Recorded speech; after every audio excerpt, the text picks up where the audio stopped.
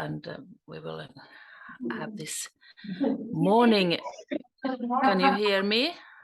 Hello, everybody. Yes. Yes.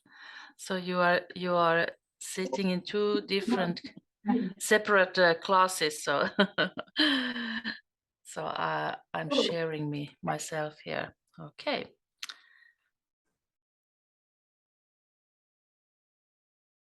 Let's get started.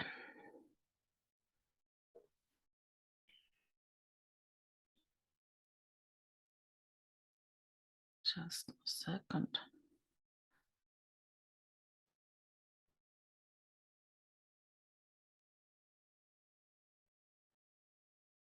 Okay, so the theme for today is digital technology in online and blended learning. And my name is Kirsi Wallinheimo, and I'm a university lecturer and also e-learning developer and a teacher educator at the University of Helsinki. I have also written my doctoral thesis. My dissertation was about virtual teaching and actually blended learning. My subject, I'm also subject teacher in the past, and my subject was languages. So teaching languages for adults especially is something where the blended learning approach is quite suitable. And especially nowadays when the innovations in the technological field and increasingly widespread connectivity to internet have not only changed the way of communication, but also influenced the development of educations and the methods and approaches concerning all subjects, but especially maybe languages.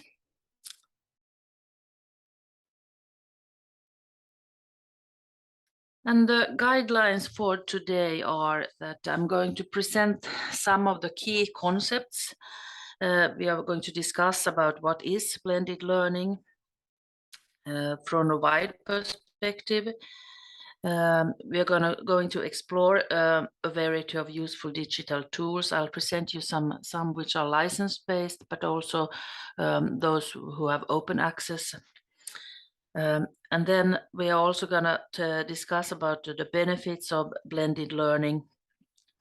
And we will end this lecture with we're talking about the skills. What skills does a blended learning approach develop? And I have especially pointed out 21st century key competencies, which also are embedded in the Finnish curricula for all the school children.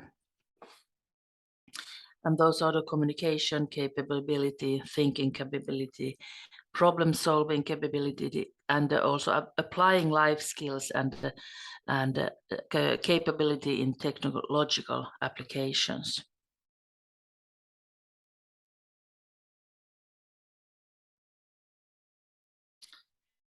So online and blended learning. Yeah. Sorry, we still see the first slide. So are you changing? Okay. Okay. Okay. Yes, I am.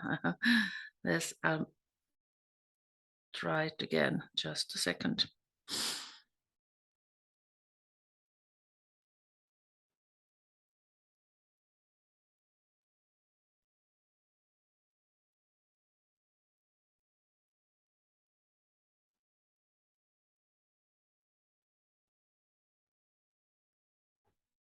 Okay, so now we see this online and blended learning.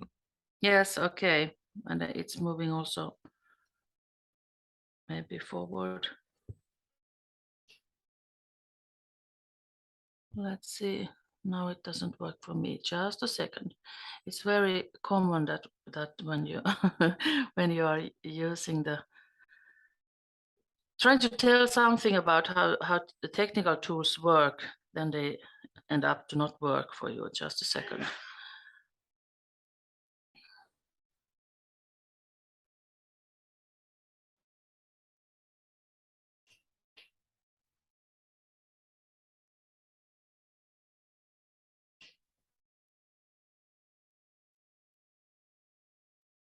Okay. I'll give you a new try.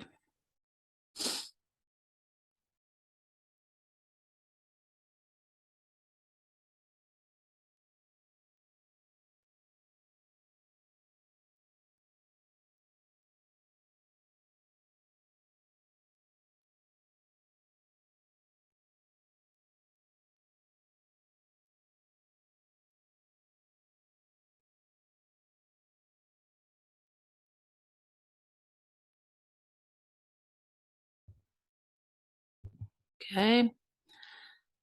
Pardon me.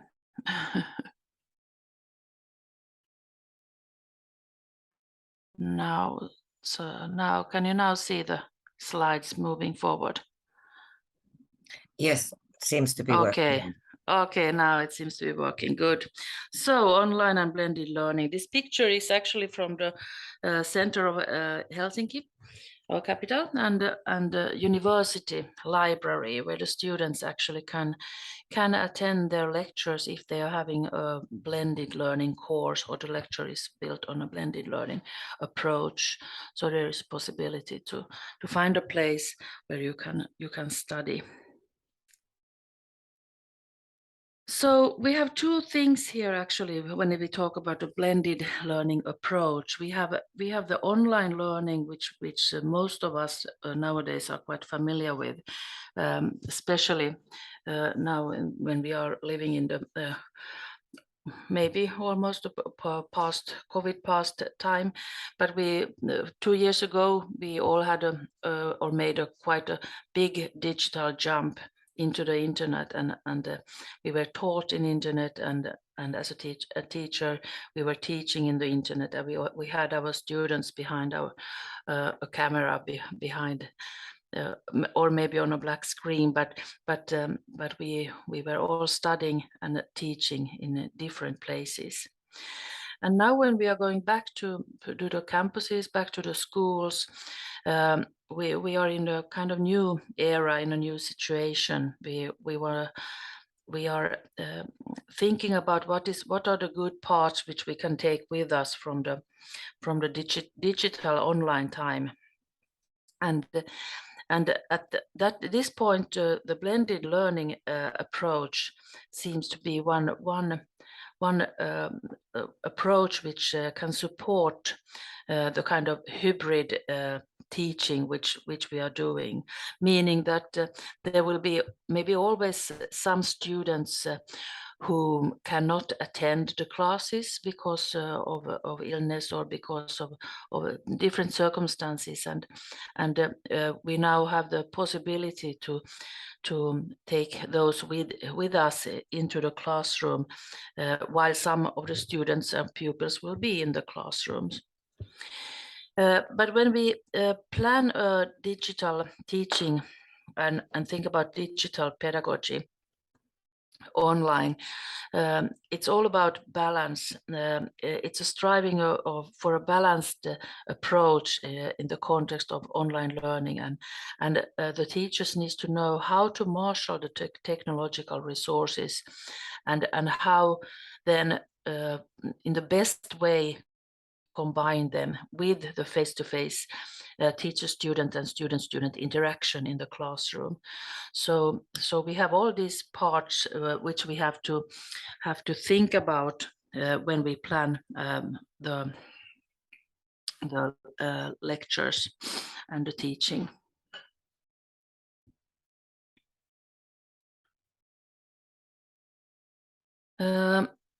The benefits to use online learning environments and technology can promote learning, since they enable topics to be presented in a number of illustrative ways that enhance the construction of information. And of course, the studying, both the studying and the ways of teaching can be personalized in a better way. And you can find more ways maybe to increase students' ability to concentrate on and to promote their interest. And even their autonomy might increase when using digital tools. And in some way also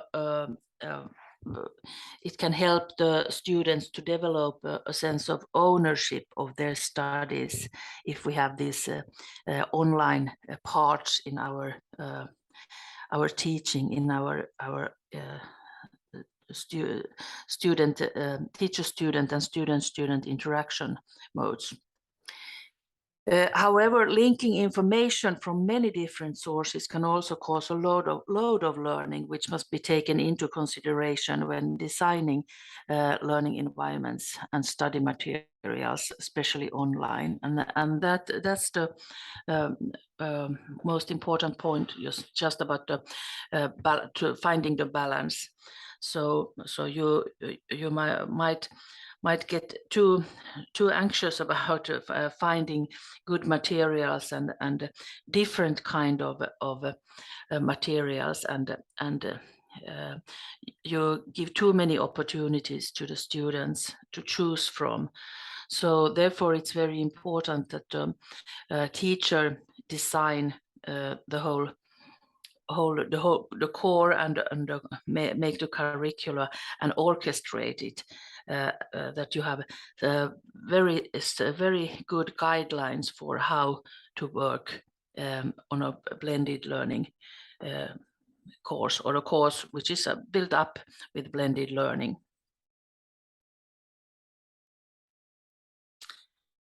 So something about the definitions of blended learning. So it's usually about two previously separate interaction environment which merge into a meaningful learning environment. So face-to-face interaction environment and online environments marries in a way.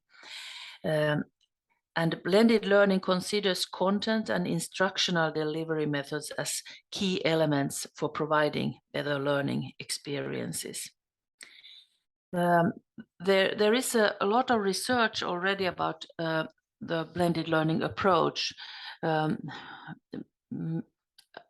Maybe the golden years started around 2000 when the internet exploded, and also the educational programs, the variety of the educational programs on online also increased, and it made it possible to get to more information, and also the mobility, that you could carry the internet with you in your mobile phone, and that was successful also for blended learning, because then you could find your online learning environment wherever you are with your mobile, for example. So you could end up sitting in a park during the online session and made the park bench as a learning environment to yourself, and you had all the content, and you had all the instructions and on your mobile via internet. So I was talking about that when face-to-face learning and online learning kind of get married together, the blended part is there in between, and you can't exactly point out when you are blending. I would actually call it more like splendid learning, because the moment that you find the best parts, or see the best parts and take the best parts of both modes, both the face-to-face and online. So that's kind of blended. And blended learning can also occur in the classroom when you work on your own. So what you can do on face-to-face learning, it's mainly about the motivation. You give the guidelines when you build up and design your course in any subject. So you motivate the students and it might be even easier for the students to get motivated face to face when they also meet and get to know their classmates. On face-to-face learning, you can give one-to-one feedback. Of course, that can also be given online, but in a research which we made recently, when we interviewed teachers during the who had been teaching during the lockdown time, the most difficult for them occurred that it was impossible for the teachers to kind of read the class, to scan the class and see those students who probably needed some guidance. And if you are working online, it's usually about that you the student need to open the camera and maybe ask for help. But in a classroom, teachers can scan the classroom at the whole time and or see and give the support to those and walk to those students who the teacher recognize that are in the need of some guidance. And also the assessment part is something which usually is done face to face, or at least gathered together in a certain environment, maybe in a classroom. You can still do the test online, but you do the test in all kind of circumstances. Online learning, there is the mobility, there is the self-study, more possibilities, and the mobility maybe also can help the motivation when you can find a good place for you to study how to study. You find it. You can think about your own ways of studying, and then you choose a place where it's most easiest for you to study. It's also about group chats and discussions quite a lot, which you of course can do face to face, but there is some research, and I have also been doing that kind of research about online group chats and discussions, that especially those students who are maybe who are maybe unsure or not usually talk so much or so talkative in the classroom. The online world for them is more safe.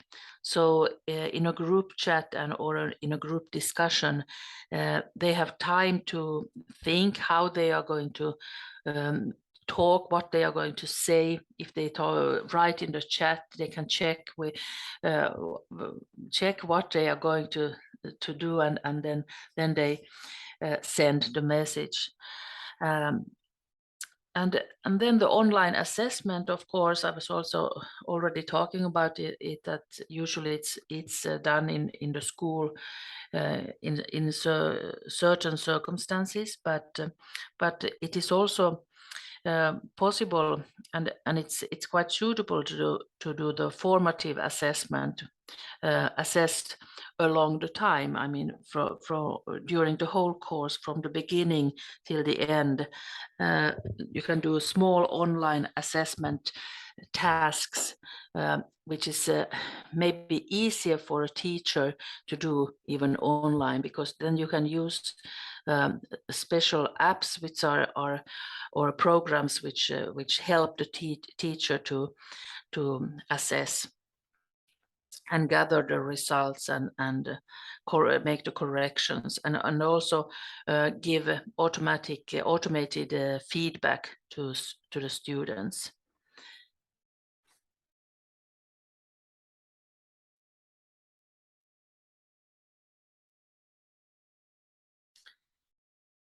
So something about the benefits of blended learning.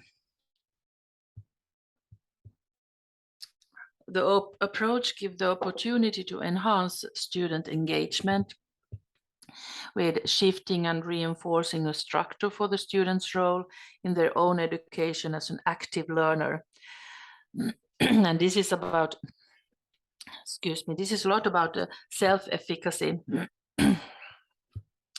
Self-efficacy is discussed quite a lot also on the level of at the university level, because that's something which you can you gain and you can practice, and if you start practice earlier, you become aware of the ways which can help you to become a better student. Blended learning also strengthens the students' own thinking and active agency.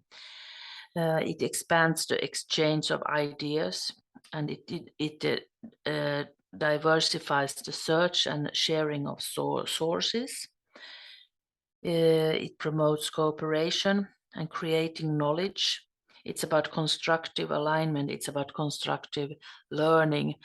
And it also developing process learning and knowledge selection skills, which is quite important in today's world and in this internet, when you have too many sources to where you end up to read something, and you have to have the capability to choose the sources which are reliable, which are true, which are the one you need to have. And that can also stress the students if you have too many sources to look at.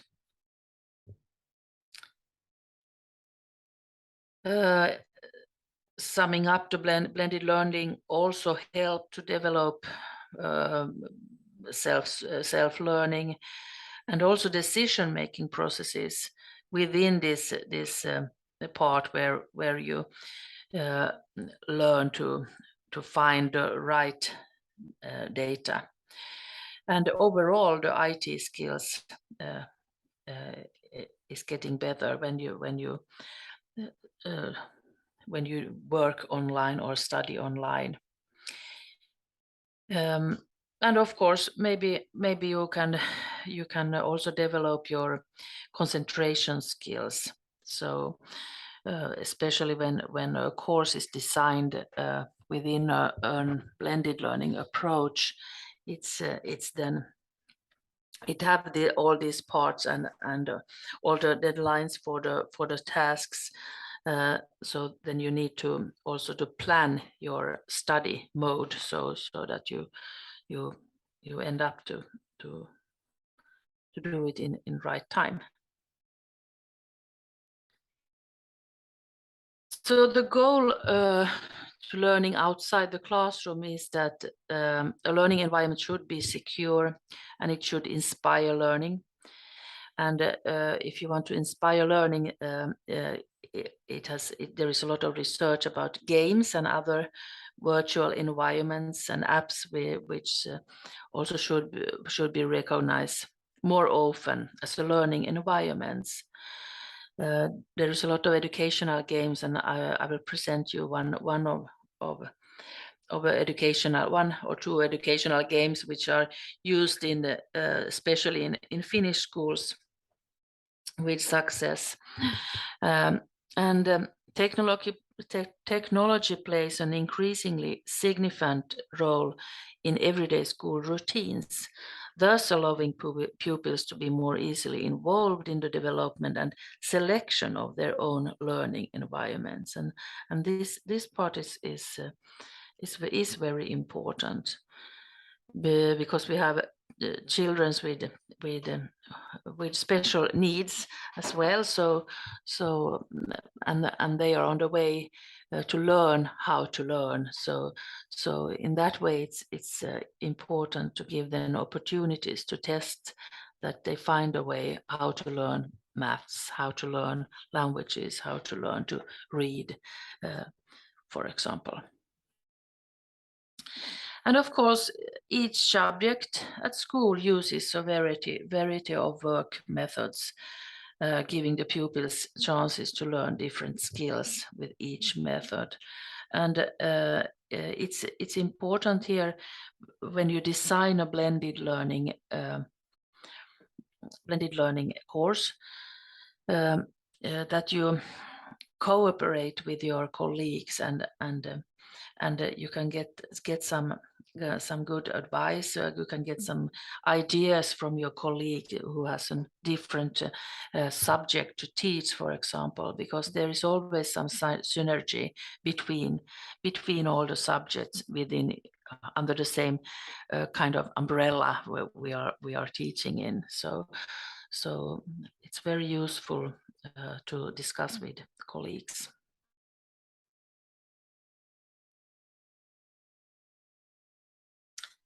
So when planning an online teaching procedure and with a blended learning approach, it's important to start with the course objectives or expected outcomes.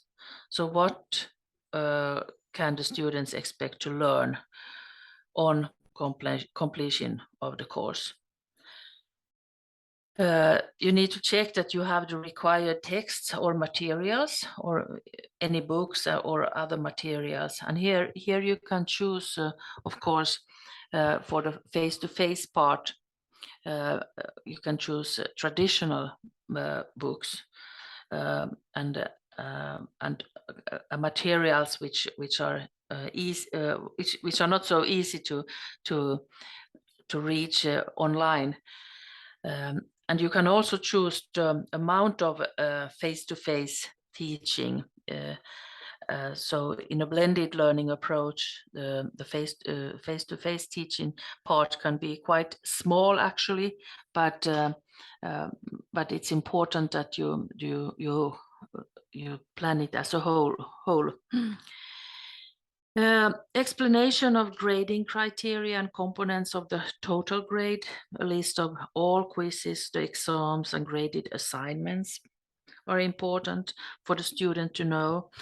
And this is in order to support students' self-learning part and also the overall IT skills that the students will need. And also that the ownership, that the students can take the ownership of their studies, so they need to know what they have to do. And you can also kind of pace the study and help the students to pace the study so that they don't study too much, if they now can study too much, but they do something too fast. So you need to pace their study mode also. So with, for example, the standards of a minimum number of postings per week or in discussions or wikis or chats. And the explanation of course geography and procedures, how the online course is organized, which parts we are going to be face-to-face or which parts the students are going to be face-to-face without a teacher probably, and how students should proceed each week to complete the class activities. And this is about formative assessment. So you can put in there and plan and design in some assessment, online assessment tasks or assignments which teacher can follow as an in Excel maybe or just as a number, but so the teacher don't need to read everything. So you also need to think about the workload and work amount of the teacher.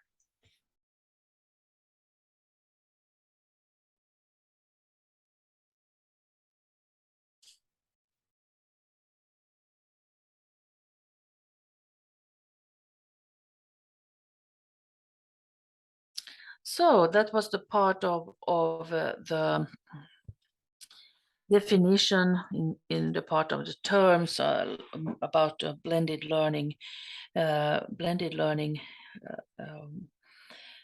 approach as an, it's not a method, but as an approach.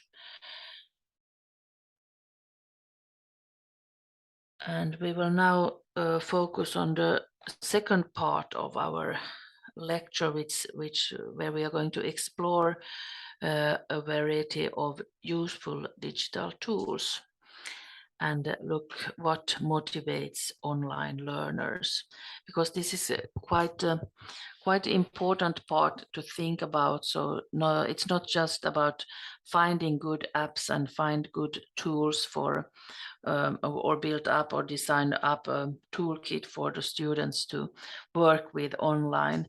The teacher's part and the role is to motivate the students to do that online.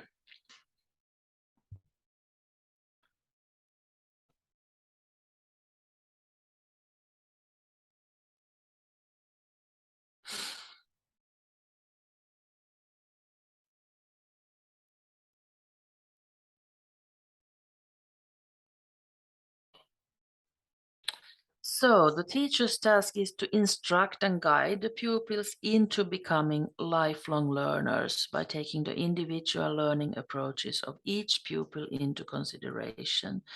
So when you are designing a blended classroom or creating a blended classroom, you need to know your students and the needs they have.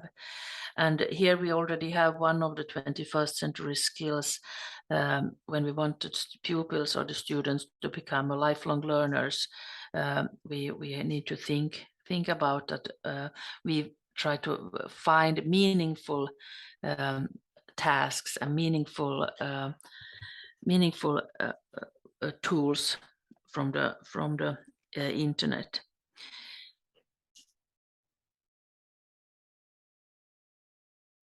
And it's important to keep the learning objectives in mind, that before you start, you have to establish a clear picture of what your intended objectives are for your learner, and be sure to include them in your strategy, your design of the blended learning approach.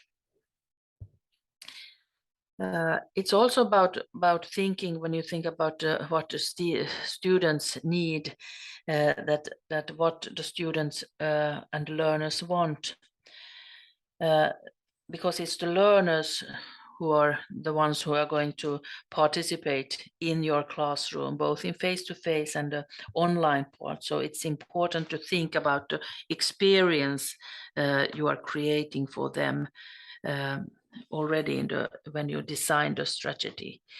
And you can then follow up the students by surveying them on their experiences. And this can help you then to understand your learners more and help you kind of tailor your learning content to their needs. And that's something which I also find out in my dissertation, that this to tailor-made a course, that it's actually quite important when you have a design where you are using the blended learning approach, that you for example, in the middle of the course, that you ask the students that how they are doing, what is going on, so that you can still change the way of doing things, or maybe put in some more material, or change an app to another one, and or another tool, or then you also can maybe have more discussion if you need that the students' motivation is starting to getting lower. And for the teacher, it's important to ensure that all the components work well together. so that you choose that kind of tools.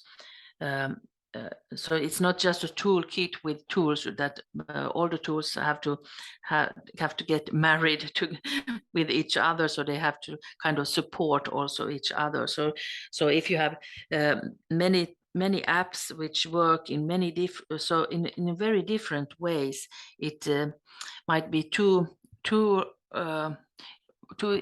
difficult for the students to learn how to use that app, and the focus moves from learning the substance, learning the content, from to learn how to use an app. So actually it ends up that instead of learning maths, you learn only about how to use a tool. So therefore it's important to really have this go through it very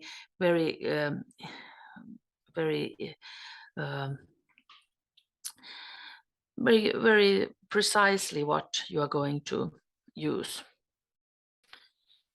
But first, a little bit about the motivation here. So think about the routines and management of expectation, and the variety of the forums for input, and also you need to think about the cooperation and learning, if they are going to work in pairs or if they are going to work in teams. You have to think about when and how you are going to give guidance and feedback, or when you are going to use kind of student guidance and feedback, because that can also be used. Especially you can train it in the classroom when you have having the face-to-face sessions, but then also it's important that everybody has some student made in online parts where to ask from, and who can give you guidance. And then that the human touch and the personalized learning is about that you know your students. And of course, when I'm talking about my students, who usually are university students, I don't know them all very well, but I can see how they study during the face-to-face lectures, and I can use that information. I can ask them a questionnaire. I can make a poll and ask them about, for example, which tools they know or which they usually use when they study, and then I use those tools for them during the online part, and that kind of help them, and they get this feeling of that it's designed and personalized for them. And then it's important that there is a lot of transparency in guidance practices and assessment, because all those parts are clear for the student, they can focus on other parts, and that gains the motivation.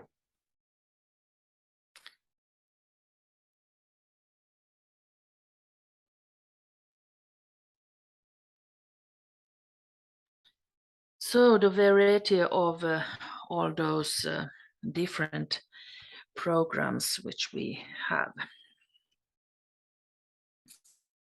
And we start with the gamification in online learning.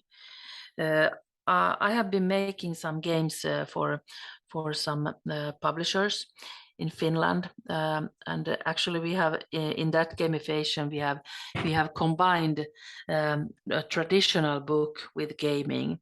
So we have in this traditional book we have you can scan, you can download an app, and with that app you can scan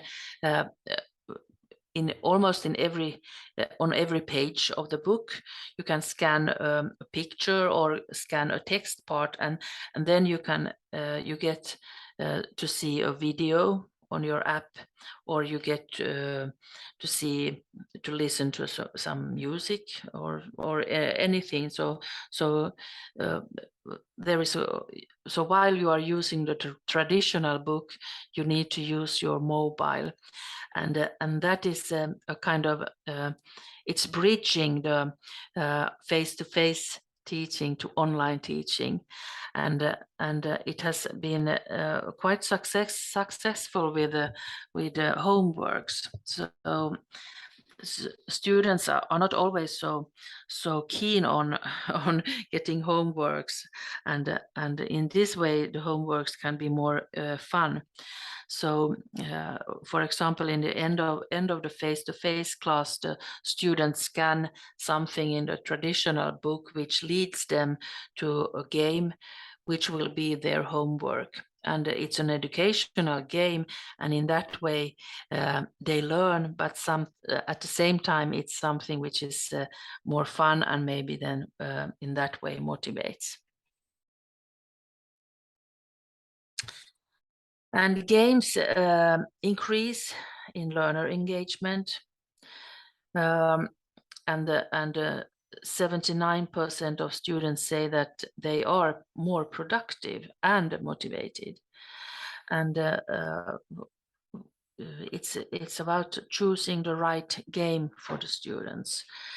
There is some research also about gamifying, that students, of course, want their leisure time and they want to self-choose the games they are playing.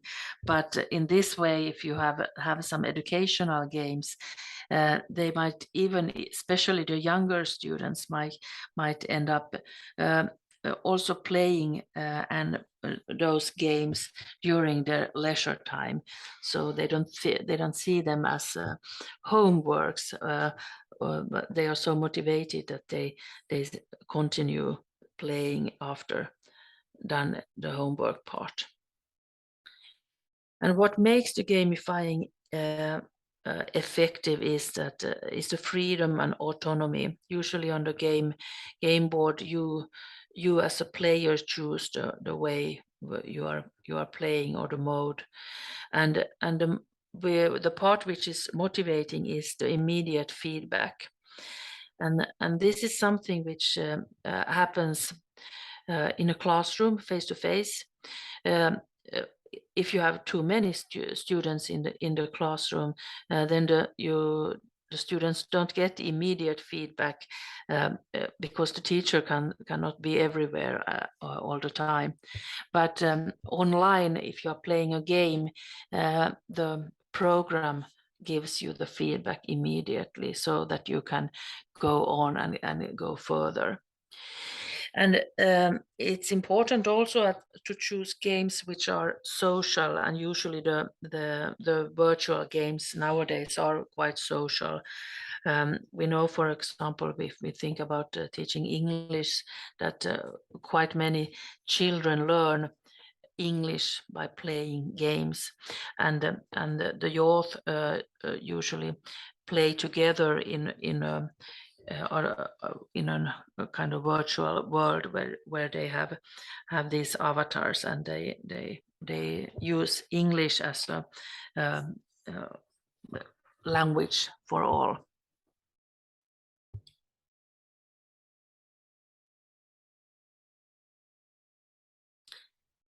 So I'll present you now. This is a license-based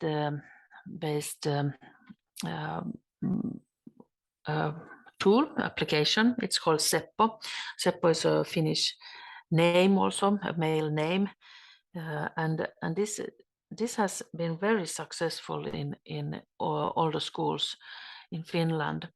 And in Seppo, it's about this is a picture of the University of Helsinki now, for example. So you can put a picture in there. It can be a map, it can be the school building, it can be something fictitious which you use, and you build up a game in that picture. And then there are different tasks which the students have to solve. And if you have a map, it can also be a part of a kind of outside pedagogy. In Helsinki, we have this fortress just outside. You have to take a ferry for 20 minutes to get to the fortress and Suomenlinna, and it's an UNESCO supported fortress, and there is a school, and they have actually built up a Seppo kind of game on that island, so the children can take their game and walk around the island with while playing the game, and they learn at the time.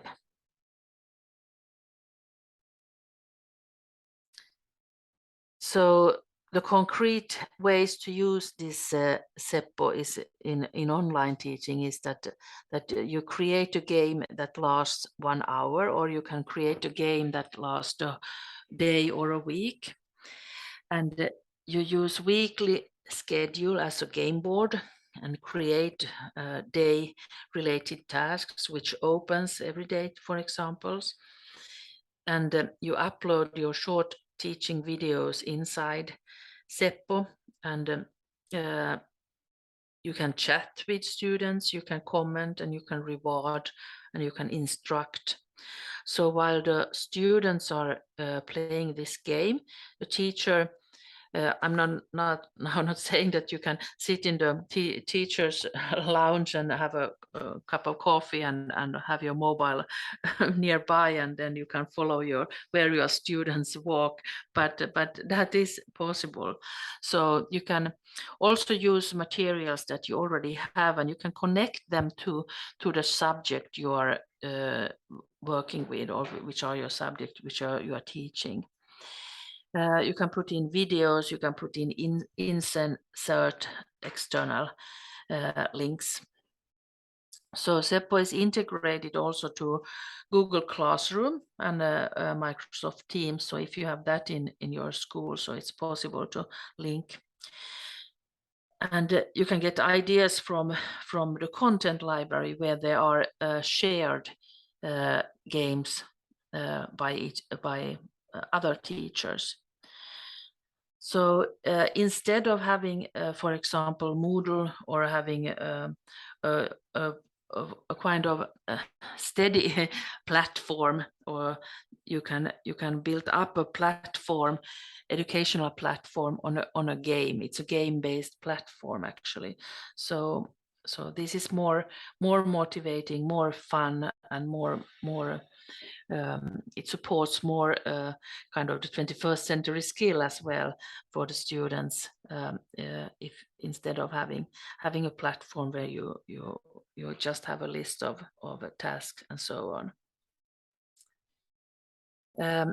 And with this kind of gamifying, you can then connect the face-to-face teaching. So of course you have certain parts which you design to have face-to-face.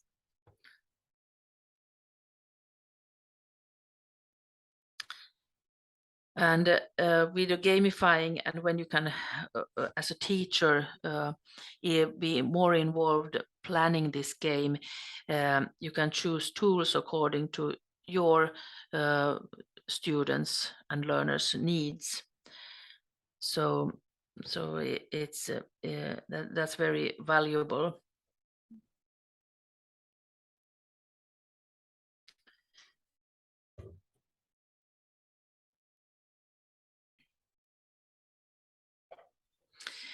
And then I know that I was looking at the participant list, and I know that there are some math teachers as well in with me here this morning. So this is a picture from from a Finnish school where the students are back in the classroom having a math exam, and they are all sitting on same kind of chairs, so with the computers, and they are doing the math test online. So we were talking about the assessment part earlier, and so this is one way to end up with an exam together, examination part. And Eduten is a playground where you actually, it's not all about games. There are also games, but you can plan have a week program where you use 30 minutes or per day active learning on the Eduten playground. So for example, you can start from Sunday when you open the new lesson, and the students can already start to work on the lesson. And this is kind of way to change the thinking about that. We have homework, so flip it. So we have used kind of flipped approach as well here within the blended learning approach. So to get prepared for the lesson which is coming, and then you can have video instructions, and you can also have written instructions. Following day, the students can then work on the new lessons with other or in traditional means, and open a new lesson on Tuesday again when they start to work again with the videos, and then the students work, and so on. And you as a teacher can keep track of your students' progress with the help of analytics, which this Eduten makes it possible, and in that way also provide guidance when the students need guidance.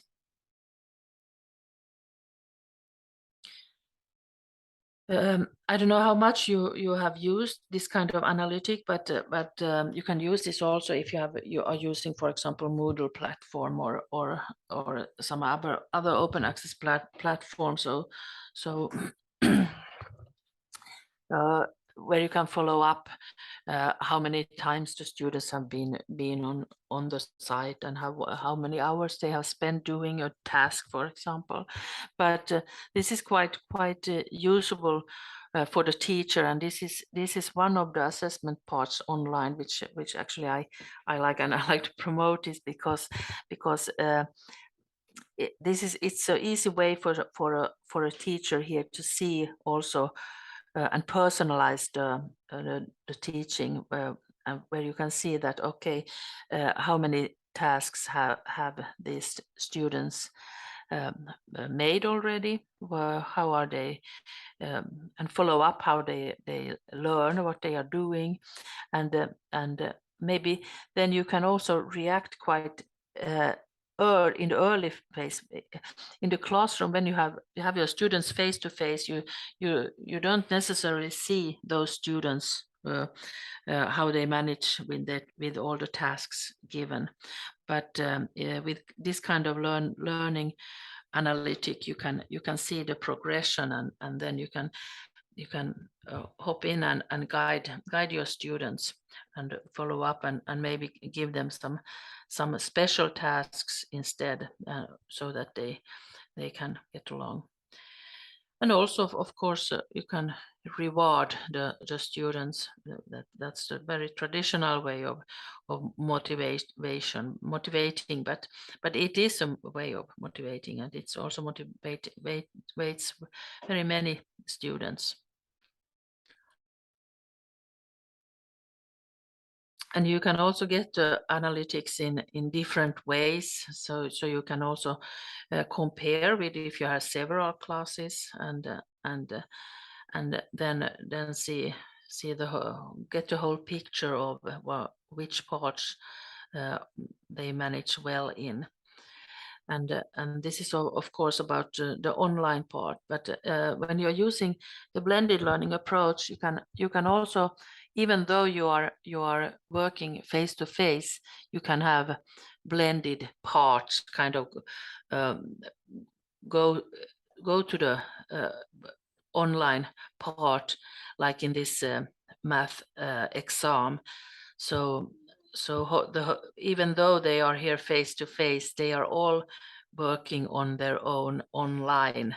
So, but they are working together, and this is actually quite what the youth, what the children like to do. That they are sitting in the same space, they are sharing the space, the environment, but they still have their own mobiles and doing their own stuff. But they feel the collaboration, and they feel as they were doing something together, and that is something which motivates. And students develop skills due to activity, and skills are applied in new contexts. So here they develop the presentation and communication skills, and especially the digital literacy skills, and the confidence is high. So in gamifying, the problem solving is the focus, and that's one of the 21st century skills.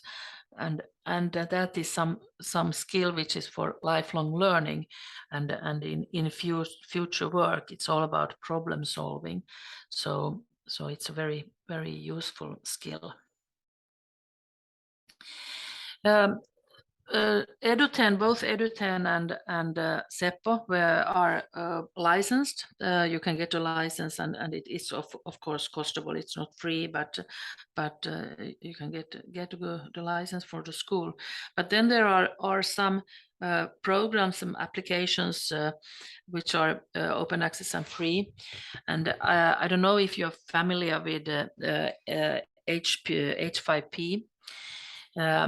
Where you can create engaging learning experiences as well. There are hundreds of features, almost hundreds of features which you can use, and this is more.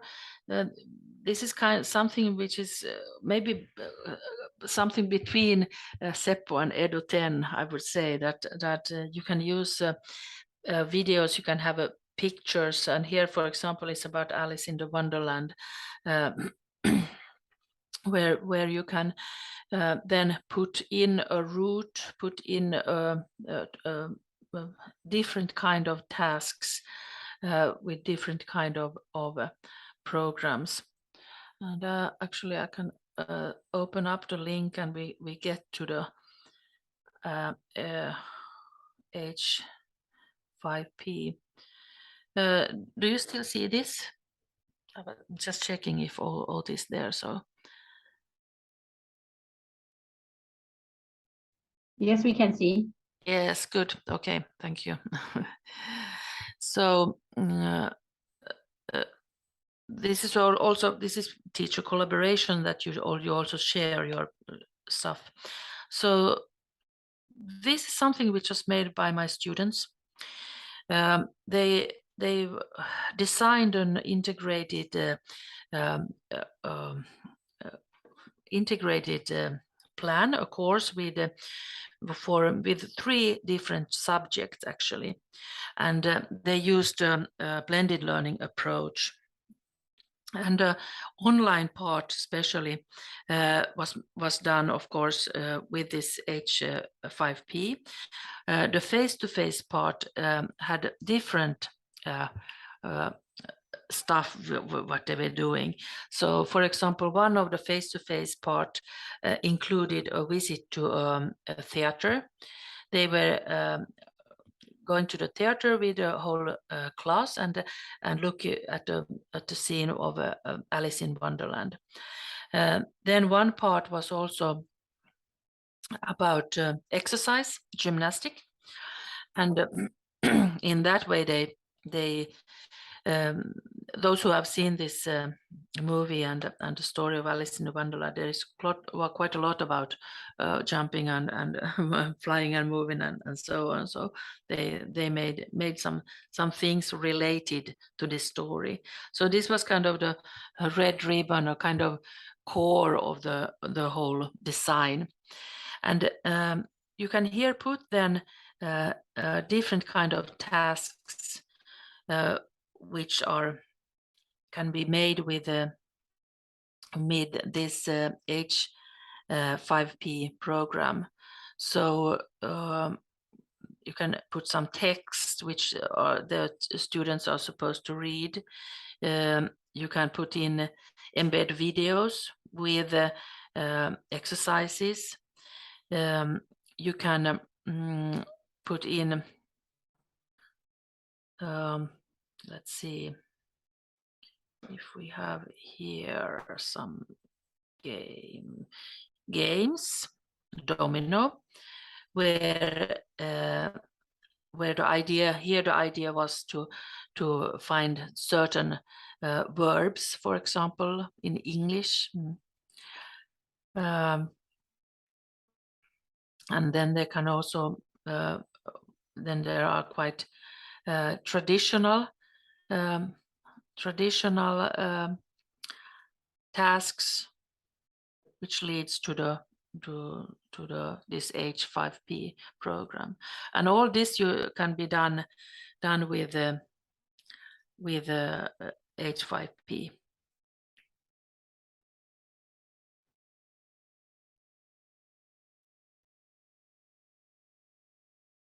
Let's see if I have the right one.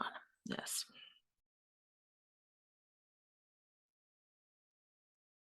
Another one which is a kind of where you have both the gamifying and also the Eduten platform, where you can where you have some learning analytic, and which is also available. It's an open access platform. It's Socrative. Maybe this is also familiar to you. There you can also, there is also the gamifying with, but there you have quizzes. You can build up quizzes. You have exit tickets, multiple choice, true or false, short answers.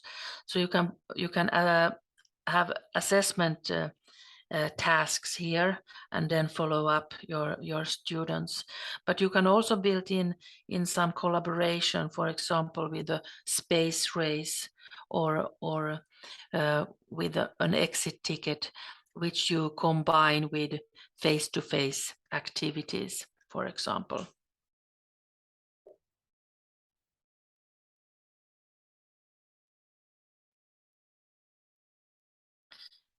So blended learning is about online versus on-site. What is better?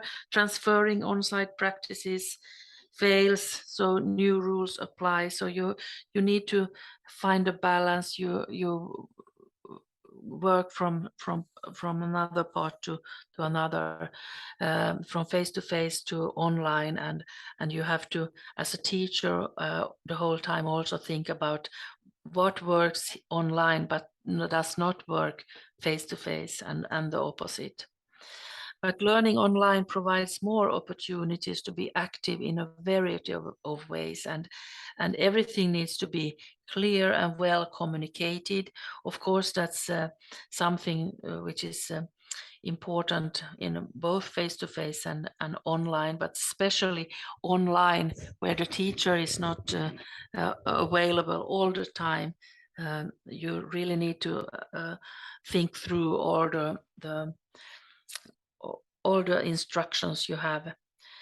And students may feel lonely at home, so they need interaction with others.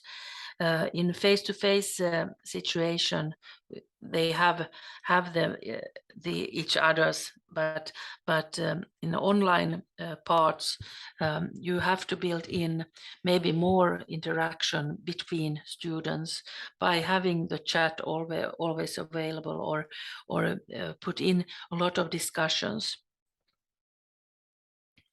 So you have to make more room for collaborative learning, which then can help and enhance the students' experience significantly. So consider how you can include opportunities for both learners to collaborate with each other in your blended classroom design. Because studying alone is hard, students need constant motivation and the self-efficacy skills. And this is the hardest part. It's very hard also for adult students. My students at the university, we made the meta questionnaire curious for them after this lockdown time, and the most hard part for them were the loneliness. So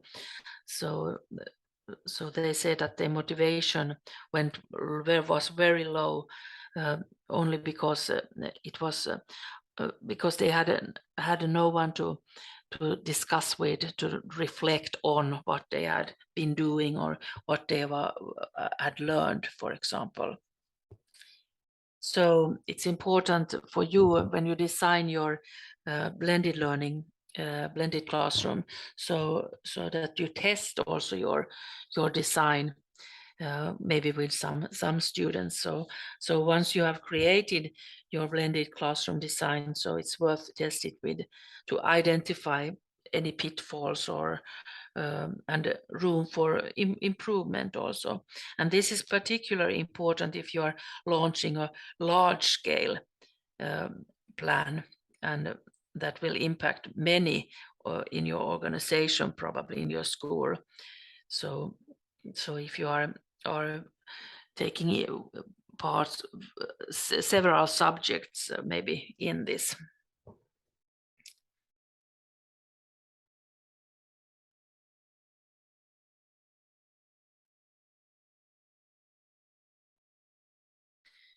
So when planning the online teaching, you start also from the learning objectives, of course.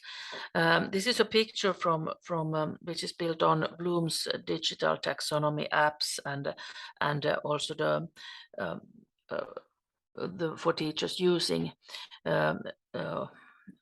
pads or computers in classroom. So most of these apps and the web tools are still available because they have succeeded among both teachers and students.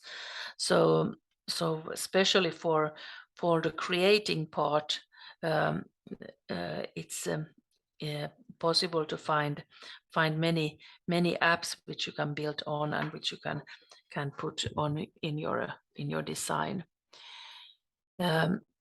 And the learning objectives here is built on the Bloom's taxonomy, where you think when you start off that if you have to remember something, and you kind of take a step at a time and get up to the creating, from remembering to create.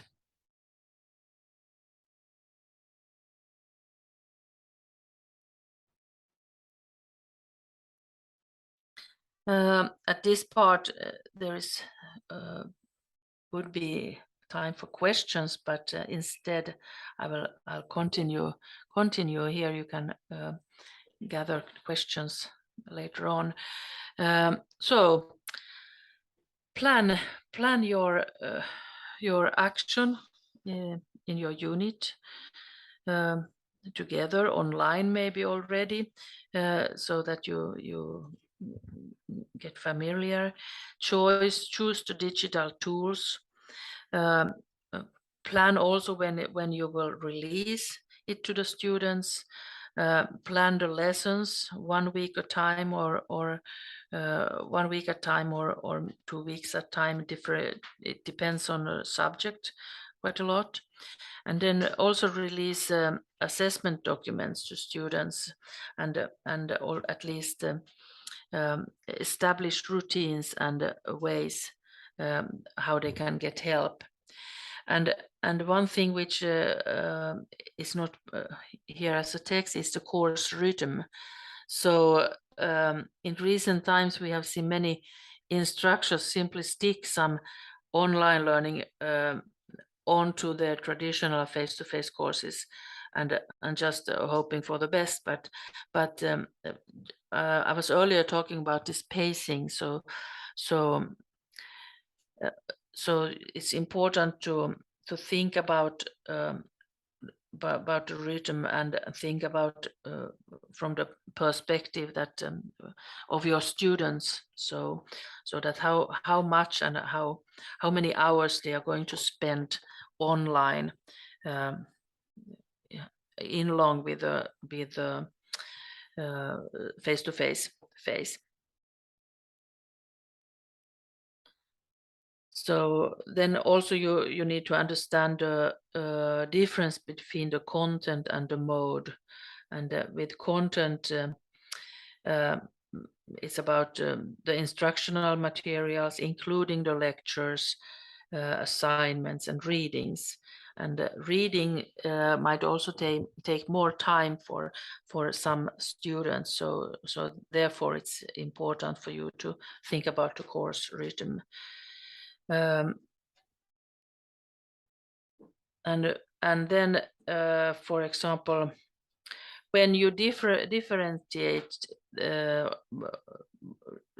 content and mode, so you can then soon work out which is the best form or of delivery for the end users. And for the online part, it's important to plan also the learning time. How much time is estimated for the student to use.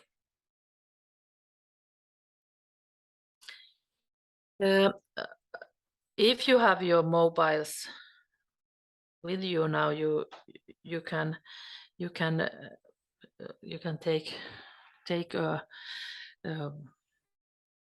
pictures. You can scan the QR code here, and then there is a possibility to write down which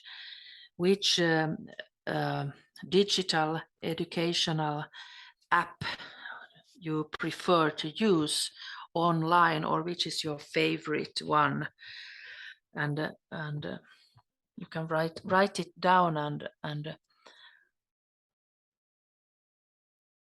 then we can share with the other classroom as well, so you get some.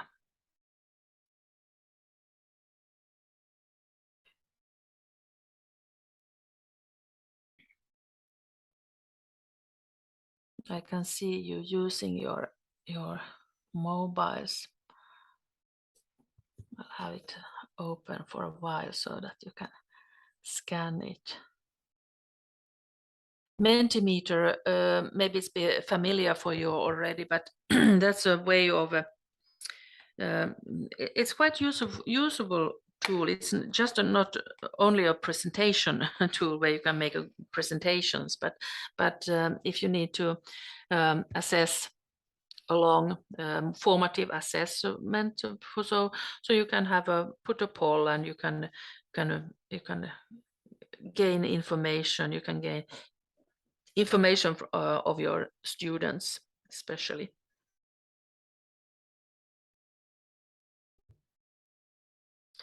So let's see what you have found out.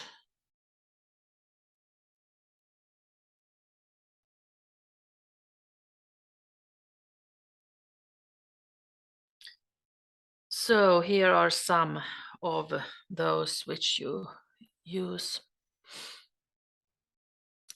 Kahoot is still going on. Okay, there's someone who is using H5P, I can see, and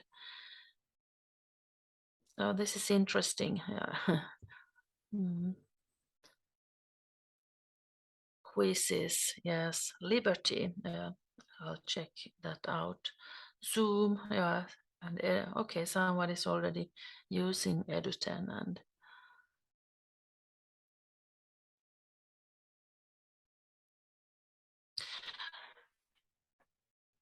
okay, nice.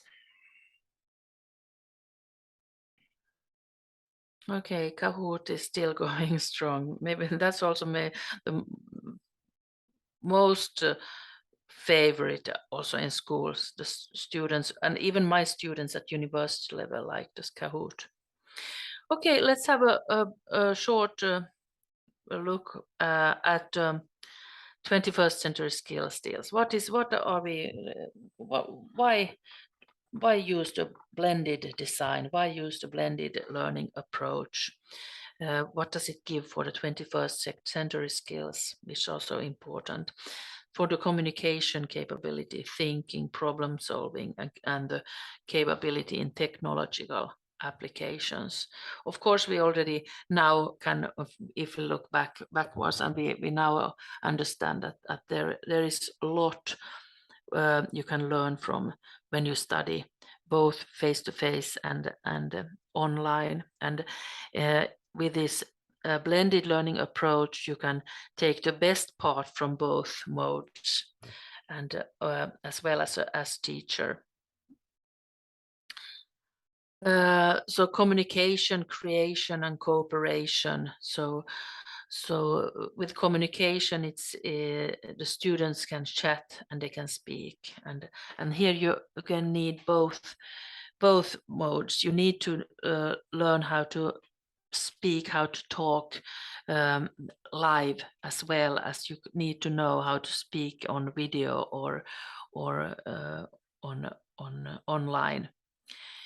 About creation, the focus is on learner doing. When you are in the classroom, you can sometimes only end up just listening or thinking about totally something else. But when you are playing a game, doing something online, you have a task online, you do it online by yourself, and you do it actively.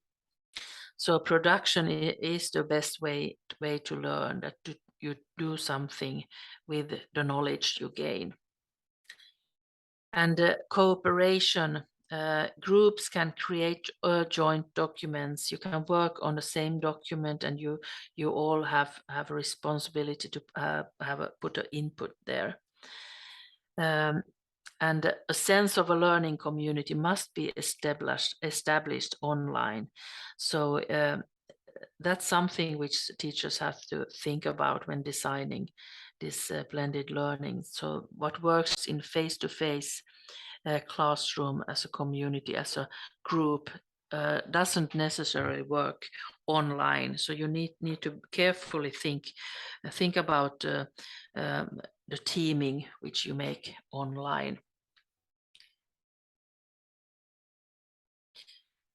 And the pacing and when planning the learning time, and when planning the content, and when planning the course rhythm. So you can you can have some pre-task, you can have some pre-teaching as well, but then you need to give the time to the students to proceed to concentrate, to focus on something, some parts, and then also think about the time, how much time it takes for some students to read a certain amount of text, for example. And then the creation part, the procedure. For example, when you're talking about the English language, that you start with raising the interest and curiosity, to start to motivate, and then you do something online. You have a live chat where the teacher can help and comment and lead the discussions, and then you give again self-time for the students, where they work online, for example with the H5P program, or read chapters in the textbooks in a classroom, and then again pace it and vary it with online activities. So it's about learning objectives which you cooperate with, and you get feedback of, and then the reflection part. So all these parts are important.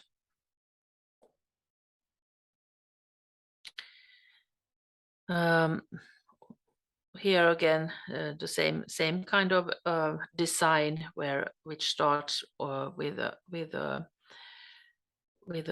task given on Google or Drive or Classroom, Google Classroom. There might be a Zoom,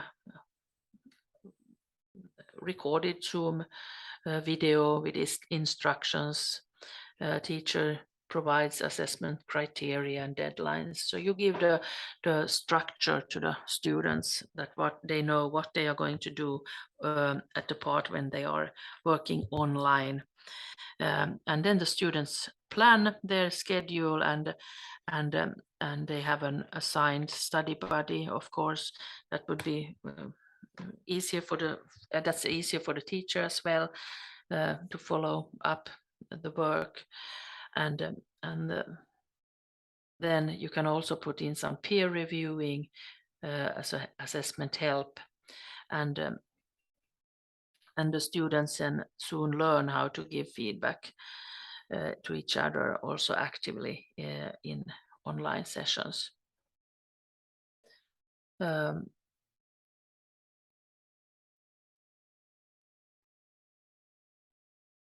Few words still about guidance. So make sure that guidance is timely.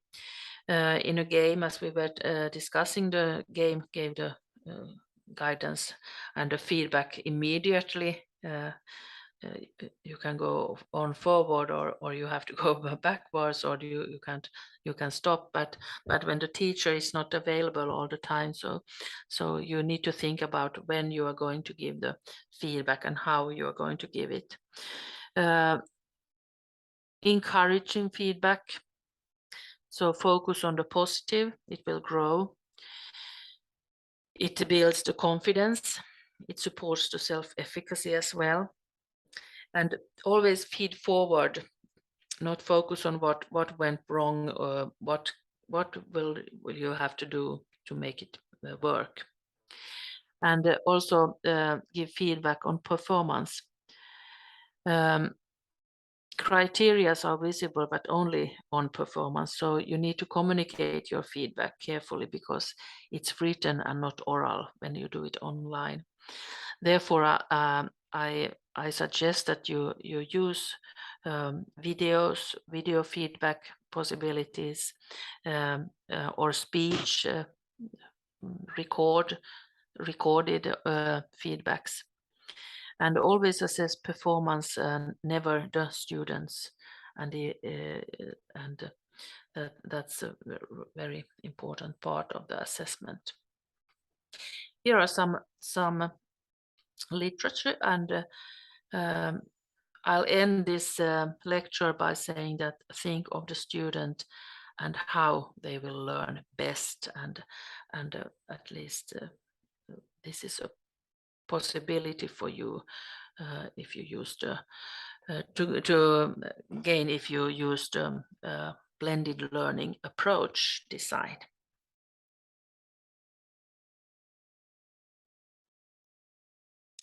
Thank you.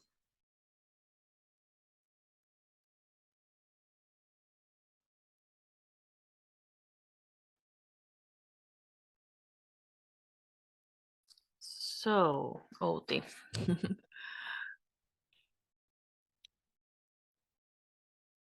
Okay, so do you have any questions to Kirsi?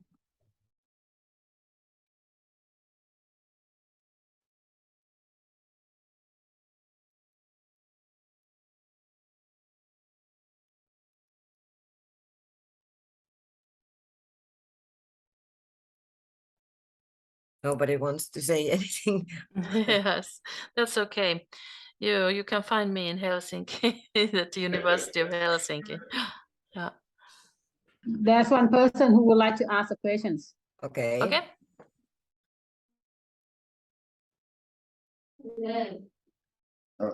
Sorry.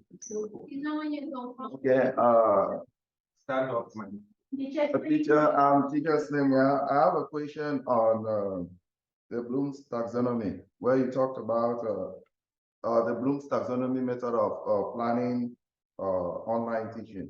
So I'd like to know if you can give us a little bit explanation and examples on that and how it can help to improve the language skills of our students, since we are English teachers. So Yeah. possible. Okay, so Bloom's taxonomy is a classification system used to define and distinguish different levels of the human cognition. For example, thinking, learning, and understanding. And the 6 levels. Each level is conceptually different. So the 6 levels are remembering, understanding, and applying, analyzing, evaluating, and creating. And the main purpose of Bloom's taxonomy is to provide a common language for teachers to discuss and exchange learning and assessment methods as well. And specific learning outcomes can be derived from the taxonomy. And you said that you're an English teacher.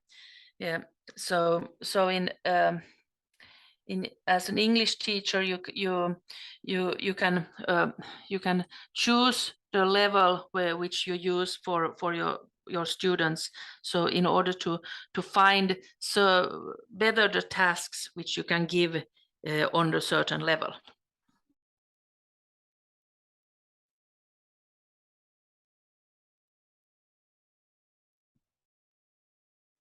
Was it clear?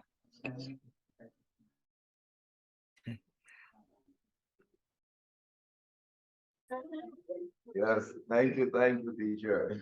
Yeah, thank you. Any other questions? Comments?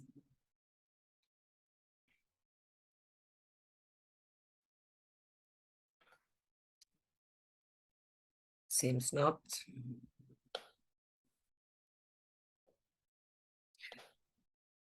Okay, so thank you very much, Kirsi, for this training.